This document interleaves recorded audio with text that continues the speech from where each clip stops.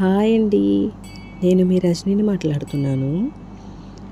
ఈ 7 శనివారాల పూజ ఈ వారంతో నాది కంప్లీట్ అయిందండి.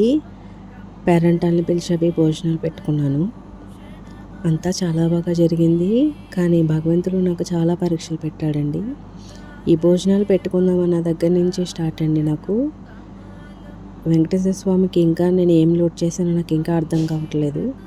నాకైతే పూజ ఈ 7వ వారం అయితే చాలా సాఫీగా అయితే జరగలేదండి. చాలా స్ట్రగుల్ అవుతూ అవి చేసుకున్నాను. యాక్చువల్లీ నేను 7గురిని పేరంటాన్ని పిలవాలని చెప్పేసి పిలిచానండి. అందులో నలుగురు ఇంకొక హాఫ్ అన్ అవర్ అంటే ఒక 1 గంట టైంకి కాల్ చేసి మేము రావట్లేదని చెప్పారండి. అప్పటికప్పుడు ఏం చేయాలో తెలియక పక్క వాళ్ళ దగ్గరికి వెళ్ళి వాళ్ళు ఆల్రెడీ మేము భోంచేసేసామని అన్నారు. అయినా సరే ప్లీజ్ నా కోసం రండి అని చెప్పేసి బతిమాలితే వచ్చారండి.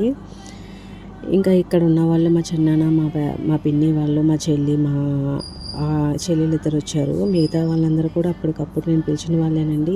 నేను పిలవగానే వచ్చినందుకు నిజంగానే చాలా ధన్యవాదాలండి వీళ్ళందరికీ కూడా. నా బాధను అర్థం చేసుకొని వచ్చారు అప్పటికప్పుడు. నిజంగా అలా వస్తారని కూడా నేను ఎక్స్పెక్ట్ చేయలేదండి.